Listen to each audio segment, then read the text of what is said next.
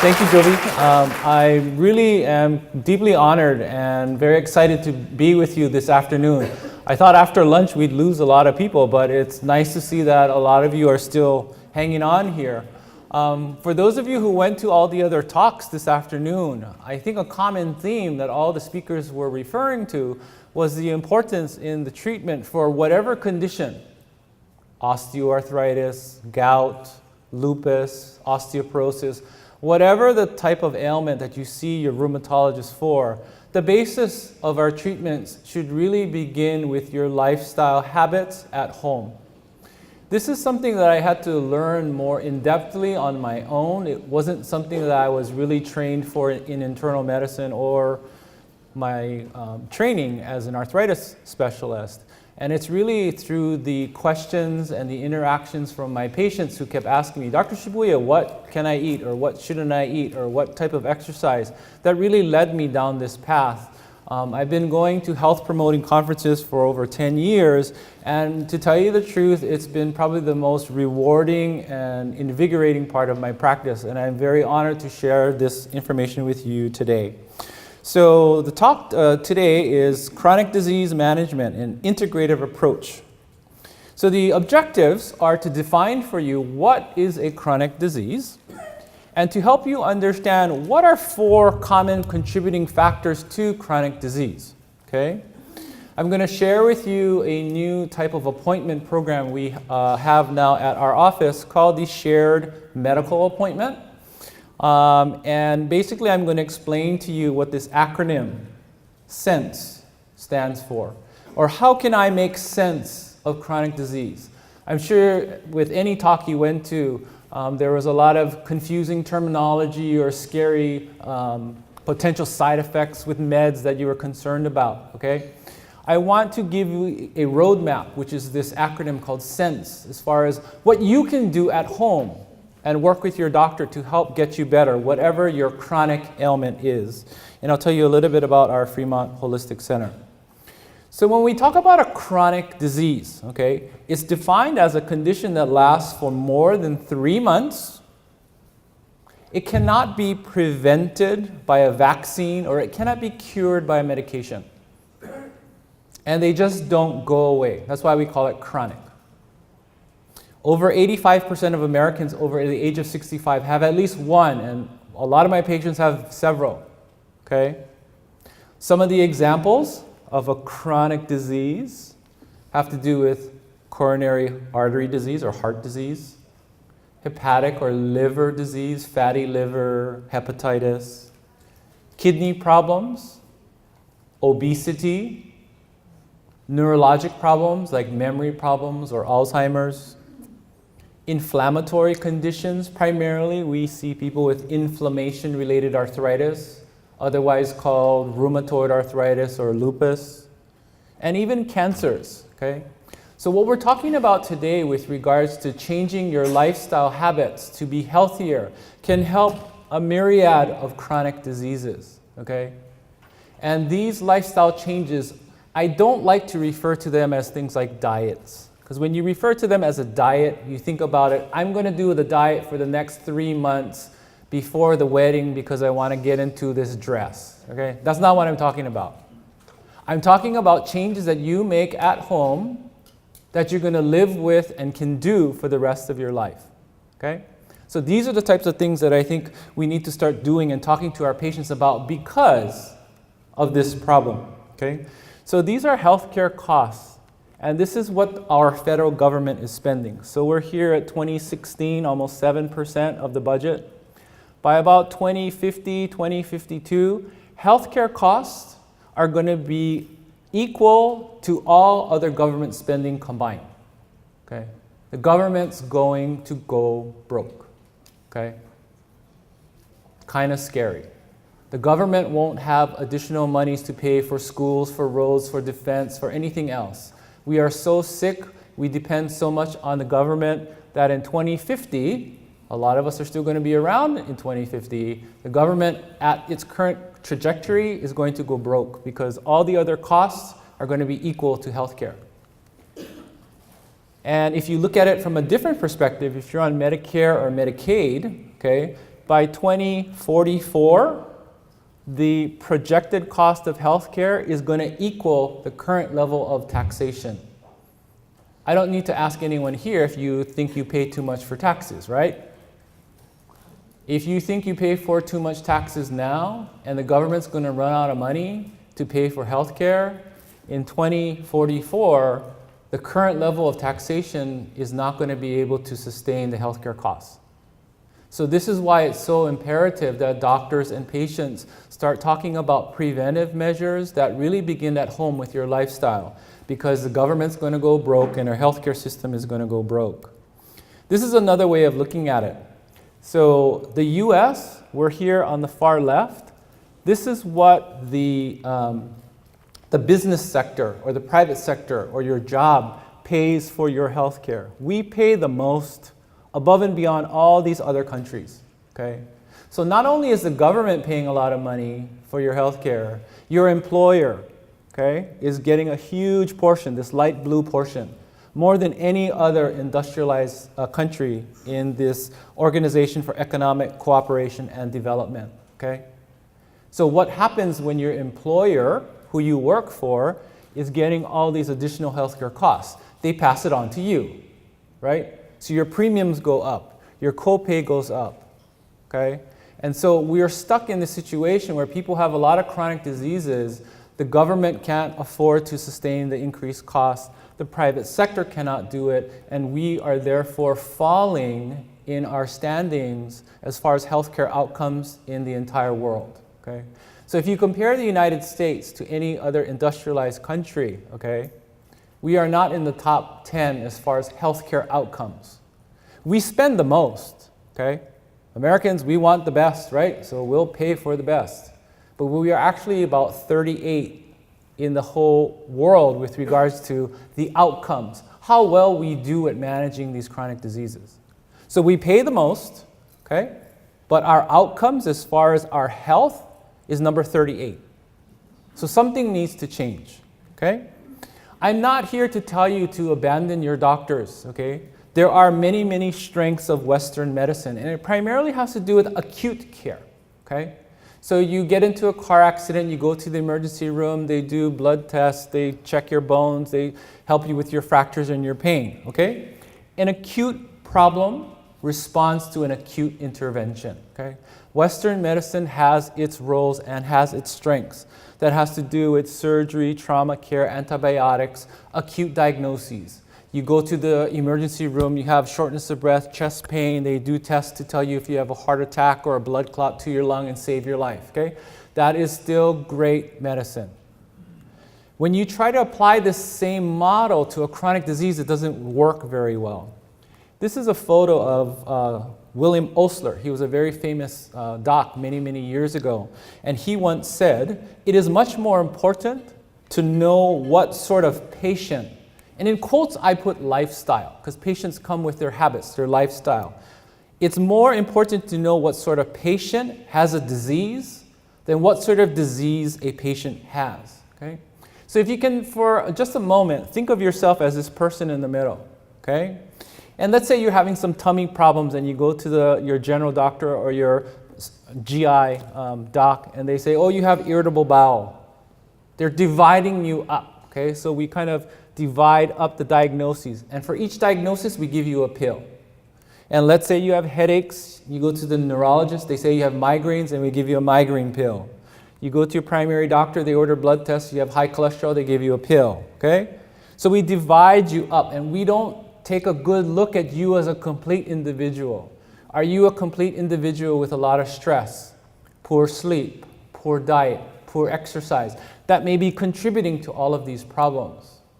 So as we divide up your problems, we prescribe pills. And I have yet to find a patient who is excited when I say, hey, I have a pill for you. They're like, well, Dr. Shibuya, I don't really want that, okay? So if you're not doing well with being divided up and given pills, what you really need to do is look at your stress, sleep, diet, exercise, because otherwise you're going to end up like my friend down here. I have a lot of patients, and probably some of you here in the audience maybe feel like this guy down here, full of pills. Every day in my office, I see new patients and they bring their whole big bag of pills and or supplements. And they say, geez, isn't there another way? Yes, there is another way, but it takes a lot of time. It takes a lot of discussion. And I try to focus it and make it a little bit manageable for my patients by focusing in on these 4 areas. Okay? So if you look at the prescribing habits, okay, North America uses about half of the world's global pharmaceutical prescriptions. Half. We're not half of the world's population, but we use half.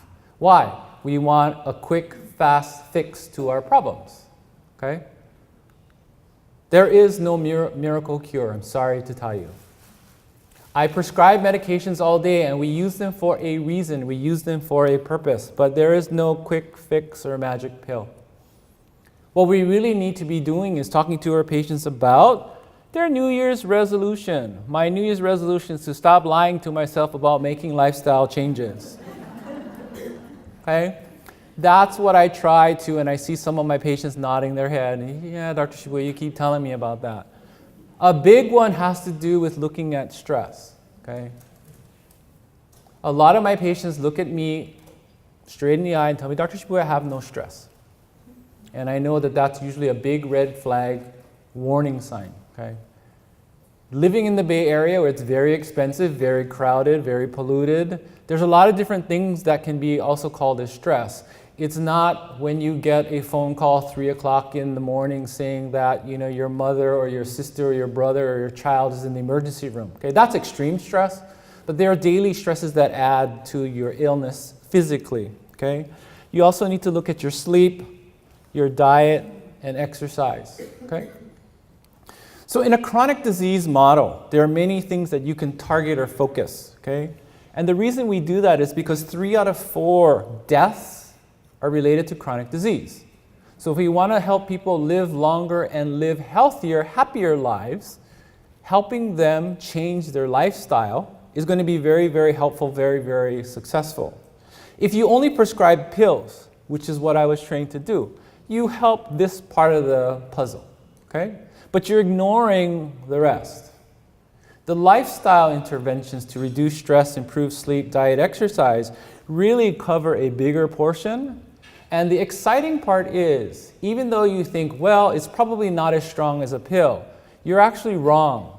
Because these lifestyle changes can actually turn on good genes and turn off bad genes. This is called epigenetics. Okay? So even if you come from a family where everybody has bad diabetes or cancer or lupus or whatever, your lifestyle choices, whether or not you have a lot of stress, you have poor sleeping habits, your diet, your exercise, will actually impact whether or not those genes are expressed. Okay? So if you have a lot of bad family history of any kind of chronic illness, you really want to take a look at and get good, healthy lifestyle habits. Okay? Again, a chronic disease is a result of chronic lifestyle choices. I don't have a pill for it. If I did, we wouldn't be having this conference here today. Okay? Simple as that. But I'm here to tell you that it's very doable, very manageable. And we're starting to see some exceptional results and very, very invigorating responses from our patients in our clinic. So if you think of a chronic disease, like this is supposed to be a weed here, okay? Heart disease, diabetes, cancer, this is a weed, okay? What feeds the weed? Physical inactivity, unhealthy diet, bad stress coping mechanisms, tobacco, alcohol use, etc. So these risk factors here, stress, poor sleep, poor diet, poor exercise, will feed the weed, okay?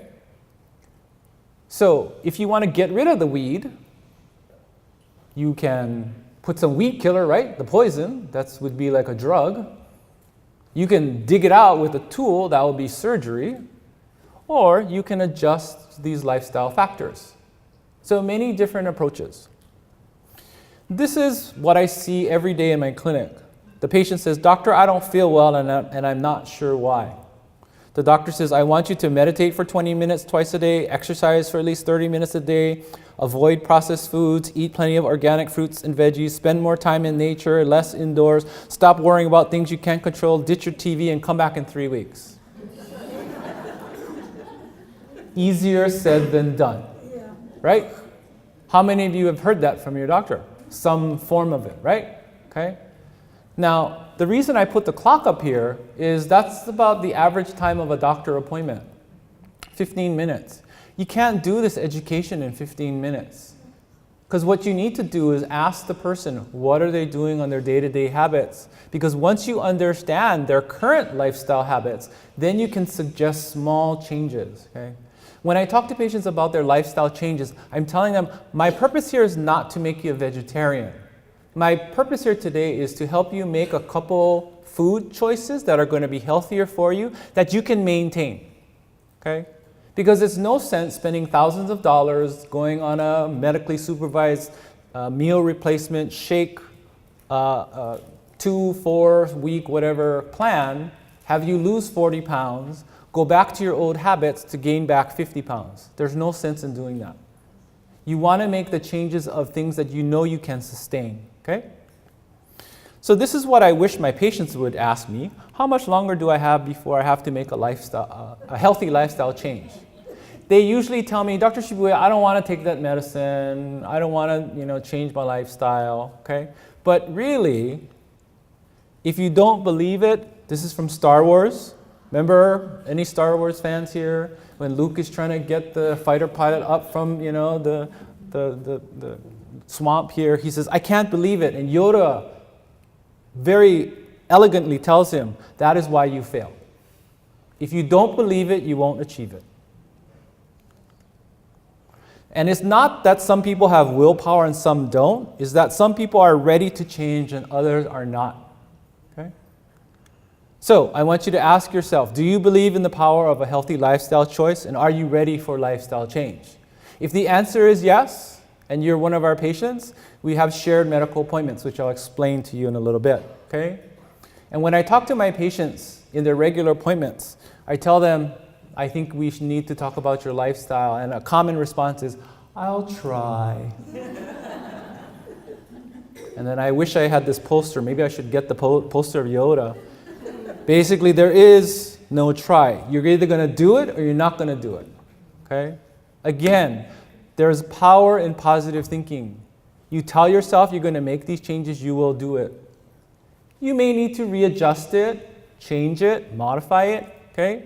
But if you make yourself determined to do it, you're going to be successful. I try to tell my patients, and I think some of them are here today, there is no try. Okay? So, when we talk about chronic disease management, I have one day when I was preparing for this talk, I said, there has to be an easy way to remember these concepts. So I started looking at all these different concepts, and I said, oh look, they spell sense. If you want to help make sense of your medical health, what you need to do is optimize or improve your sleep. E is exercise. Exercise is enjoyable movement. It is not joining a gym that I hate to go to that I'm going to only do for 2 months. That's not exercise. Some of my patients, it's getting back to dancing. I have older couples that used to go ballroom dancing. I said, great, do that. They're like, oh, I thought I had to sign up and join a gym. No. As long as it involves moving your body, that counts. Okay? N is for nutrition. Okay? A lot of my long-term patients have been asking me, Dr. Shibuya, how did you lose so much weight? Or people see me eat now, they go, oh my God, are you a vegetarian? No, I'm not a vegetarian, but I eat a lot more plant-based. And I'll explain to you why. There's a lot of health benefits, and as far as weight loss for that as well. Stress management, okay? This is an area that's very, very common, very, very prevalent. But this was an area that personally, myself, I was ignoring, okay? I was never obese. I was always a little overweight. But I only started losing weight after I addressed my stress, okay? And so when I share my personal story with patients and tell them you really need to look hard into your life with regards to the sources of your stress so you can start decreasing it, it becomes a little bit more powerful. And the last one, E, is called engagement, okay? And I need to clarify this because at an earlier talk, a lady came up to me and she goes, Dr. Shu, I really enjoyed your talk, but are you telling me that I need to get married for me to get healthier? And I said, oh, no. That in some situations may make you more stressed. Engagement is finding your purpose on this earth. What makes you happy? What would you get up and do day after day after day if no one paid you to do it? Me, personally, it is learning about and teaching other people about health. This is my engagement. I love doing this kind of stuff. I really, really do. Another passion for me is music, listening to music, singing, and things like that. So you need to find what gives you meaningful purpose, because that'll invigorate you, that'll motivate you to continue this process up above. So this is my recipe for sense. And I was just watching a talk show just the other day, and I'm blocking on the actress. She wrote a book that's on the New York Times bestseller list. It's like #2 right now. And she stole my idea. She wrote all about this. Cameron Diaz, exactly. Exactly. I think it was on the Ellen show. So if you go and you listen to her interview, she says exactly the same thing. Maybe I should write a book. So let's start with stress management, okay? So this lady goes in to see her chiropractor because she's tired of taking medicines from her doctor.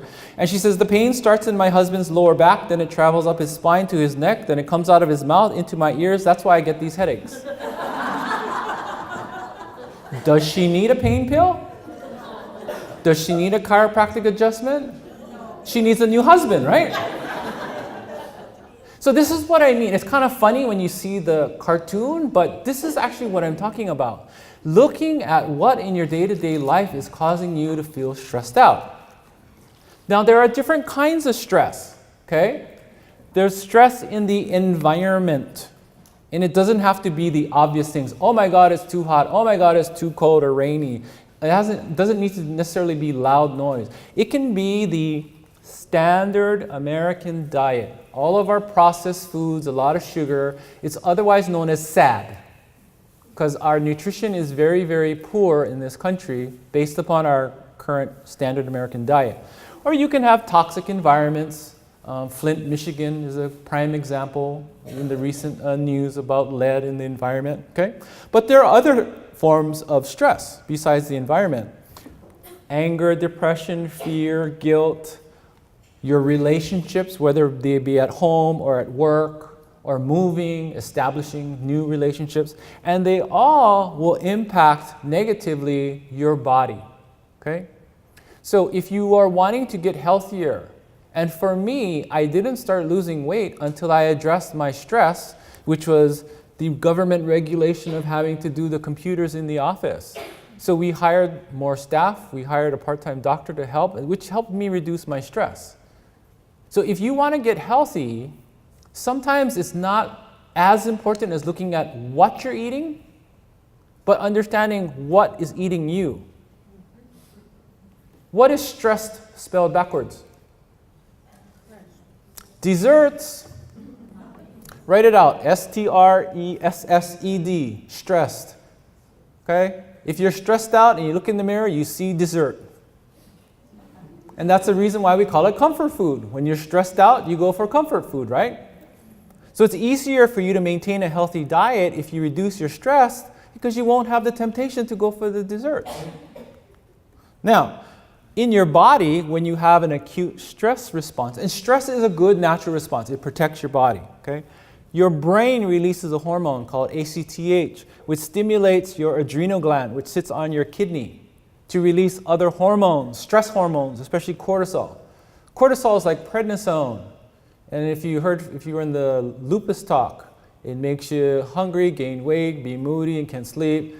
All these kind of bad things. So hormonally, with stress, your body is going to be sicker, okay? Also, stress activates your nervous system, your sympathetic nervous system. That's what gets your heart beating really, really fast, okay? So your body is gearing up to run away from maybe the dinosaurs thousands of years ago, or now maybe a bear or a vicious dog. So it's supposed to protect you. But if you have chronic stress and this is going on all the time, it's going to wear your body down more, okay? So the sympathetic nervous system here in pink will dilate your eyes, will inhibit saliva production. So if you're like really stressed and this is being, activated, you can have a kind of a dry mouth.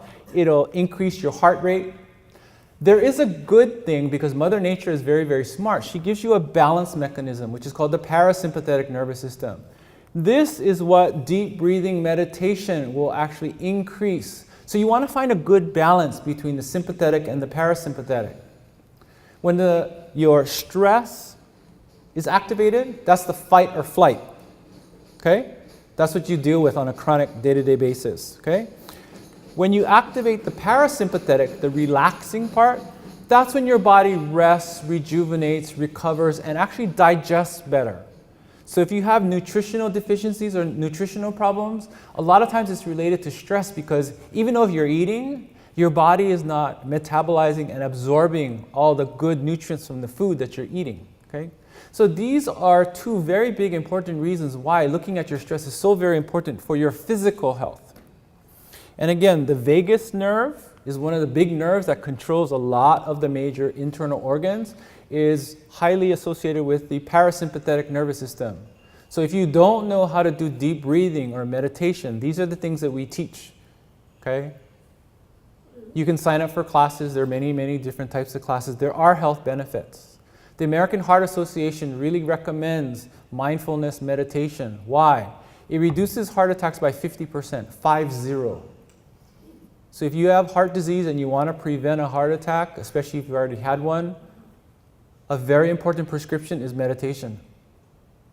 Probably even more important than the pills your doctor gives you.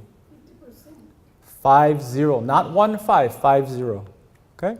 So learning to balance coping mechanisms with your stress is very, very important. Now, if you have chronic stress and they cause your adrenal gland to poop out, you can have allergies, salt cravings, confusion, depression, easily overwhelmed, exhausted, fatigue. Oh, I'm tired reading the list. You can feel really, really sick because your body doesn't have the normal mechanisms to control its day-to-day function. Okay? So chronic stress can lead to a lot of chronic diseases where you feel just kind of, ugh.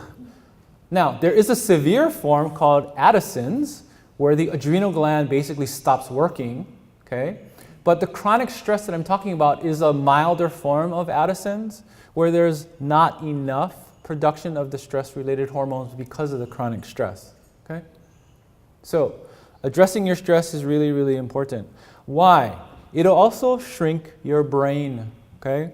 People with chronic pain have smaller brains. Okay?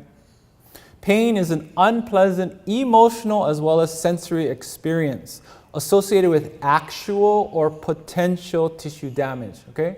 So, if you, God forbid, were in a natural disaster, if you've had a very traumatic a loss in your life related to loved ones, okay, the emotional impact of that event can sometimes exacerbate or continue chronic pain, okay? And I'm not trying to say that the pain is made up, the pain is not real. The pain is real. It can be either emotional and or sensory, okay? But the reason why this distinction is important is because the treatments are different. So a lot of my patients, we do questionnaires to ask them personal things of what may have happened in their life with regards to stress. A lot of times the treatment to help them improve their arthritis pain has to do with working with a pain psychologist, teaching them techniques of training their powerful brain to deal with the stresses of the chronic emotional scars that are contributing to their pain. Okay?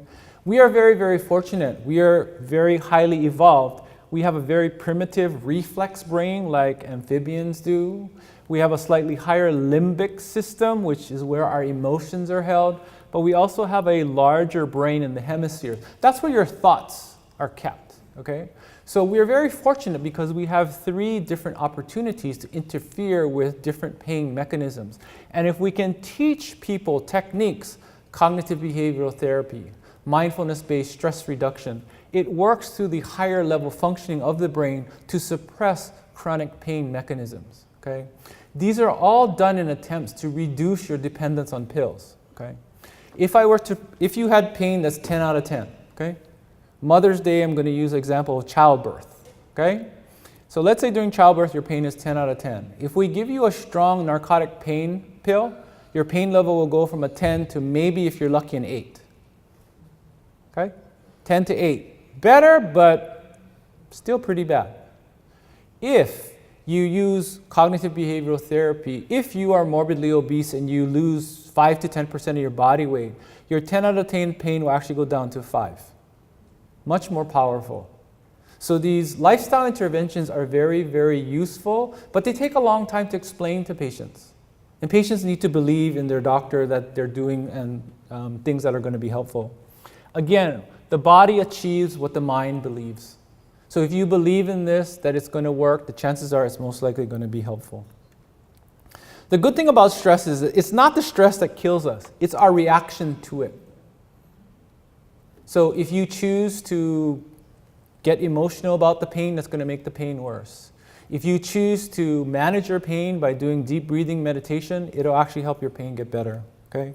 Because our thoughts create feelings, feelings create behaviors, behaviors reinforce thoughts, okay? It's a nice feedback loop. I want to encourage patients to have healthy behaviors, okay? Because that'll lead to additional benefits. Now, with regards to sleep, sleep is required for most essential bodily functions. Okay? And you should sleep about a third of your life. More so when you're small, infants need about 16 hours, teenagers and adults between 7 to 9 hours. Unfortunately, half of adults and a third of adults are chronically sleep deprived. And if you work shift work, late hours, alternating things, you get more sleep-related issues or problems. And our culture, so this guy says to his new employee, it's important to live a balanced life. 8 hours for sleeping, 8 hours for working, and another 8 hours for working harder. And here in the Bay Area, I see this all the time because it's very stressful, very expensive to live here, okay? So one of my patients recently, the way that she improved her pain and reduced her sleep, she changed her job. Because when we talked about it, she was very unhappy with her job. Now she's really happy. Her pain is much better, she's losing weight, she's feeling better. So this is not a prescription I can write, change your job. No. It's something that you need to evaluate for and suggest for patients. Now, what are the consequences? You're like, well, I'll just be tired if I have chronic sleep problems. No.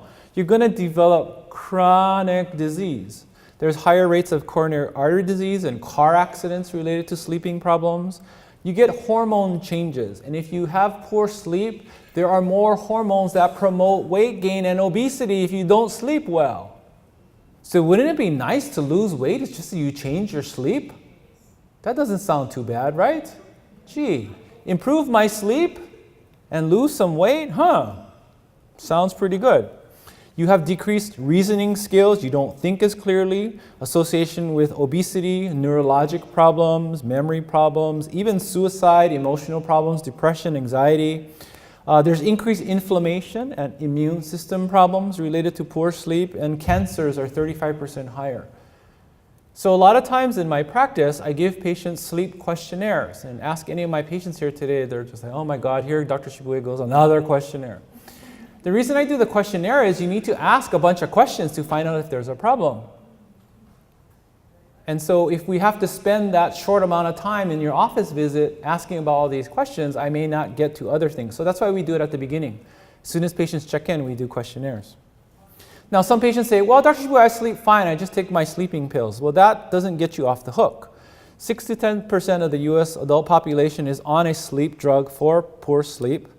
And even though they may think they'll be sleeping better, they actually have 4 times increased mortality. The sleeping pill is just a Band-Aid, okay? They have more cancers and they have more deaths because your body wants normal, natural sleep. It doesn't want abnormal, drug-induced sleep. And unfortunately, the patients are falling asleep because of the sleeping pill and they're not hearing the warning from the FDA coming over the TV. Important bulletin. The FDA is warning of adverse effects of some sleeping pills, but they fell asleep, they didn't hear it. Okay? Now, nutrition, very big and important. This is an actual quote from an actual doctor-patient relationship. This is not my patient. This is one of the doctors that I went to the conference. So the doctor says, you have two choices. We could perform a triple artery bypass. We could take a vein out of your thigh, open up your chest, sew it into around the heart. It costs more than $100,000 and you'll be laid up for more than 2 months.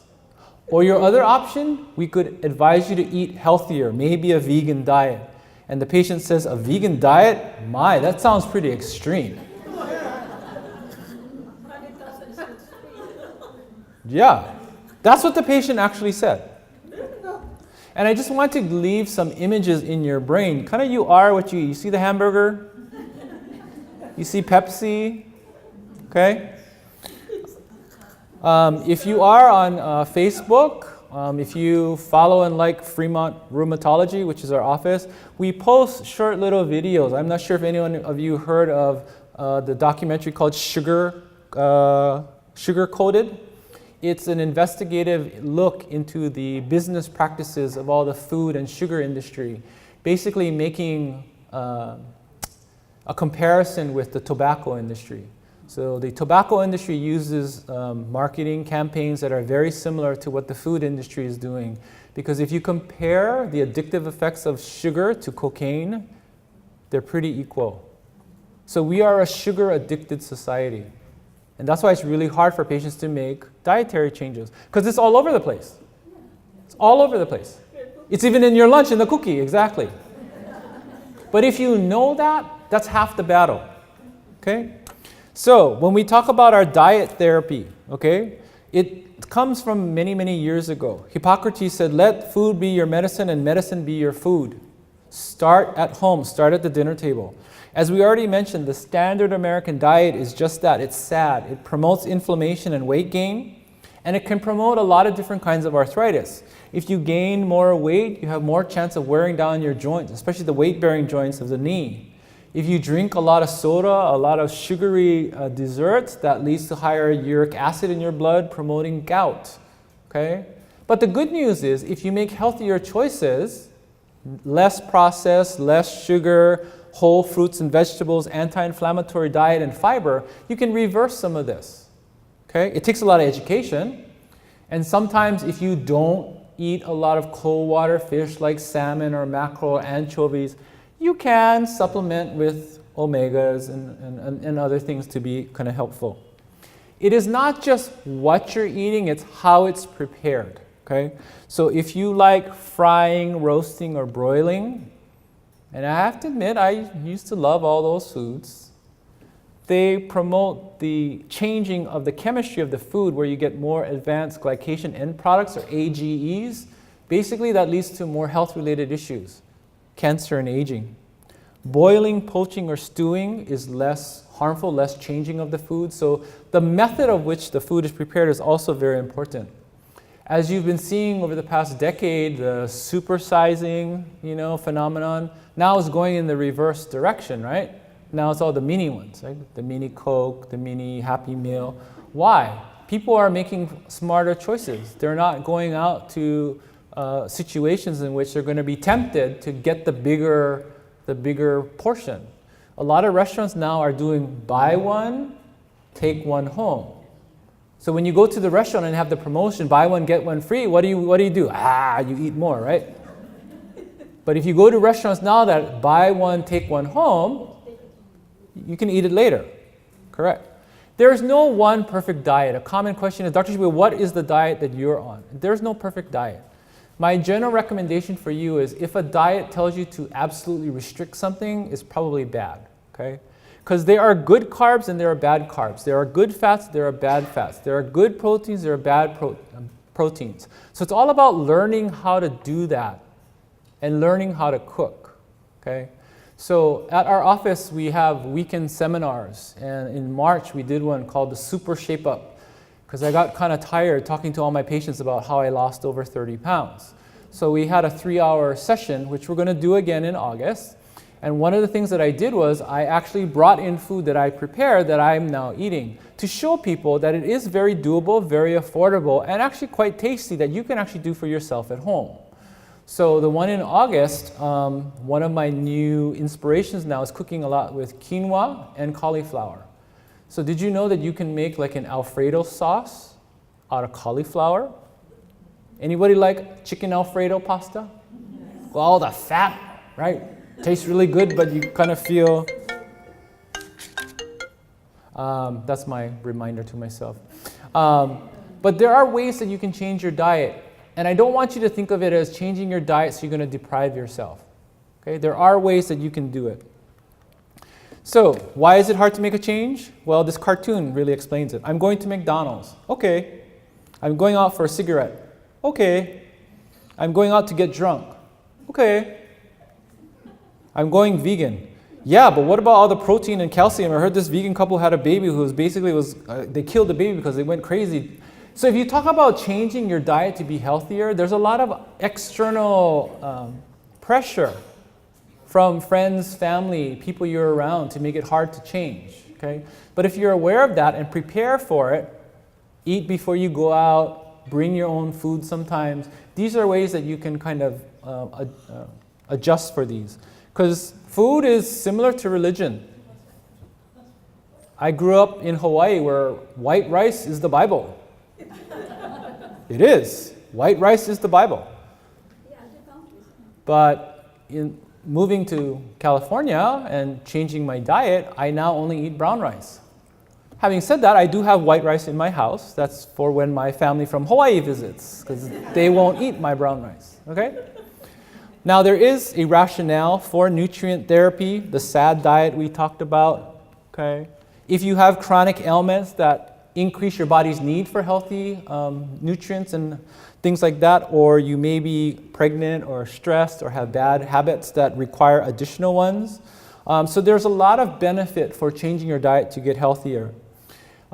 Basically, when you have chronic inflammation, your body requires a lot more of these vitamins and minerals. Okay? These can be assessed on other tests that we do through the Fremont Holistic Center, looking at these different vitamins, minerals, etc.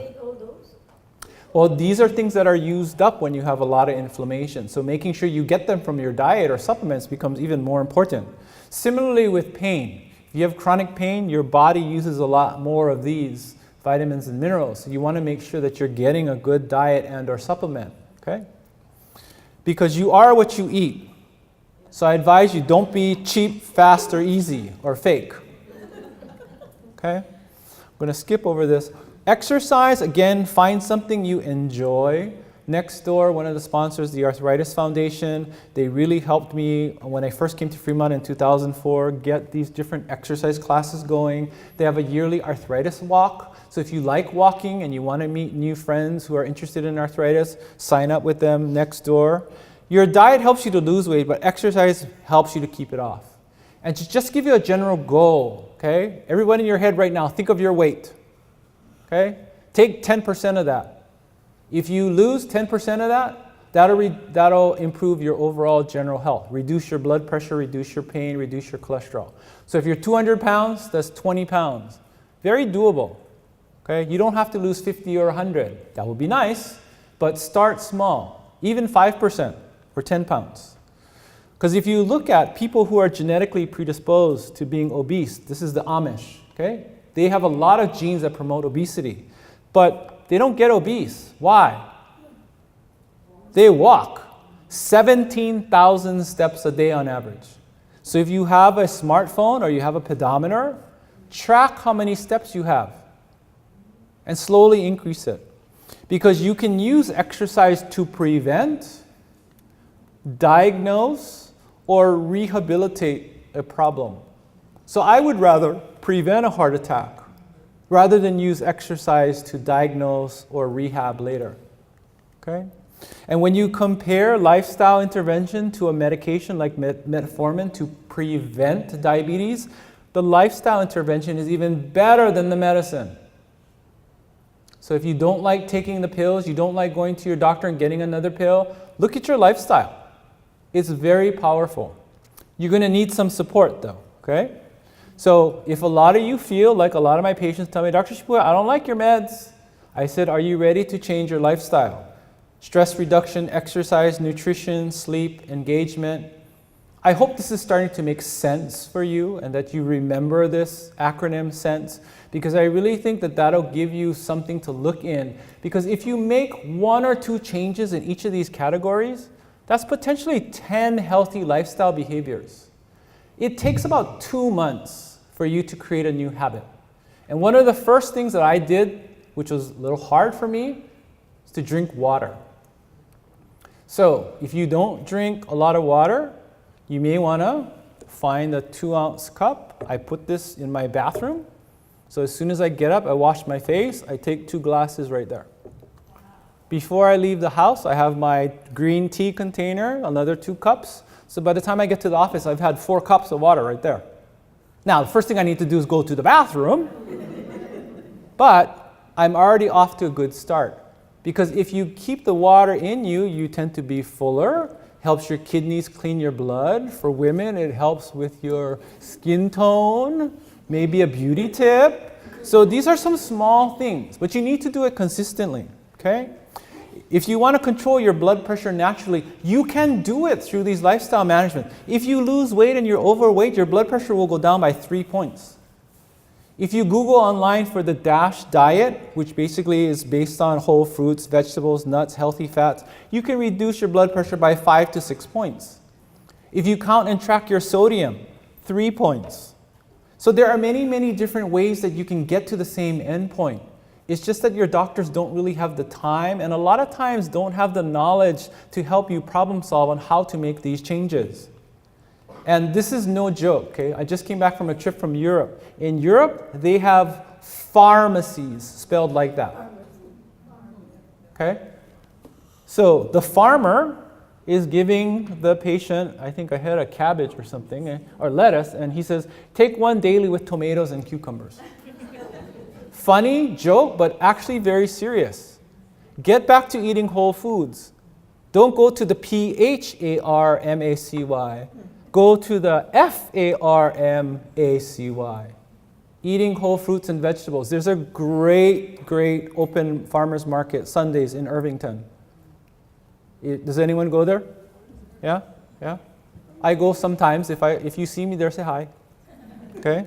So, for chronic disease management, it can be very confusing, but hopefully this acronym of SENSE will give you a roadmap, okay? You really want to start at your risky behaviors up here, because if you change your lifestyle, you prevent a lot of these downstream effects.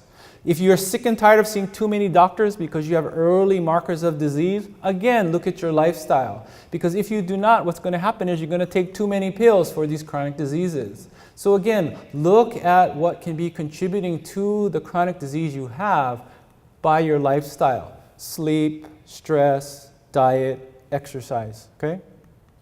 Because when I show patients this slide as far as obesity and all the medical problems it's associated with, they often talk to me, okay, I'm going to change my diet and exercise. But what I really suggest them do, and we sign them up for shared medical appointments, I really want them to look at the stress and the sleep.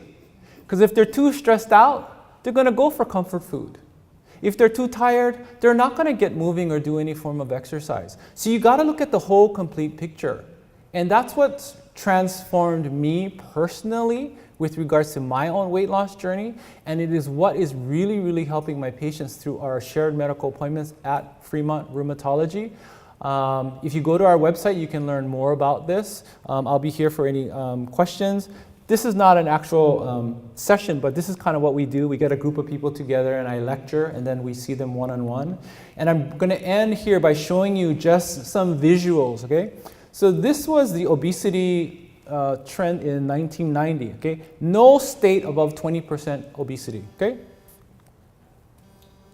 Now in 2013, there are some states over 35%, okay? So we're getting fatter. And look at the states that have a lot of the obesity are the same ones that are having the increased heart death rates. This is not a coincidence. Heart failure, same as heart disease. Diabetes, same. And if you are obese, you have higher mortality from cancer, higher BMI, higher mortality. So if you are obese with cancer, you're more likely to die. And dementia is reversed when you're more fit. So all of these chronic diseases, and you can actually reduce some of the Alzheimer's effects by healthy lifestyle exercise interventions. So a lot of chronic disease can be positively affected by these interventions. So with that, I'm going to just leave it here. So if you need a reminder or you're looking for some ideas, really look at the SENSE model: sleep, exercise, nutrition, stress, and engagement, because I really think that'll help you create some sort of pathway to wellness for you. Don't give up, because it does take about 2 months for you to get a new habit to get better. And every 2 months, add a new one. Okay? If you follow us on Facebook, we have some videos regarding stress, sleep, diet, exercise that you can just watch and see if that applies to you. Because I really want to engage patients, even when we're not seeing them in the office, to really promote this. Once a quarter, we send emails to patients. My favorite are the emails that we get back from patients we no longer see. This is a true email. This is maybe 6 months ago. Dr. Shibuya, I haven't been in to see you because I finally took to heart your recommendations as far as diet and exercise. My girlfriend, who's a nutritionist, helped me to change my diet, and I've lost over 30 pounds. My psoriasis is much better. My arthritis doesn't bother me anymore. I don't need to come in for the infusions that I was getting for you for many, many years, and I just wanted to tell you thank you. And at first I stopped and I went, wow. I had forgotten that we haven't been seeing him, but I quickly remembered who he was. And it just shows you the power of these interventions. They can be really, really, really successful. I'm not saying they're going to cure whatever chronic ailment you have, but it can make it much, much, much, much better. And what we do at our office is we try to link people with culturally appropriate other non-Western providers. And if you do have some time, I would highly encourage you to stick around for our next talk about Eastern medicine and acupuncture, because this is another good modality to help you deal with chronic pain. And we're very fortunate to have actually 2 personal friends of mine come and give a talk, because a lot of my patients ask me about referrals, and this is not my area of expertise. And I don't really know a lot of the local practitioners, but I know them and I trust them, and I really want to encourage you that if you have time to stick around for this next and final event. So with that, I will close, and I will be here for questions if you have any. So thank you very much for coming.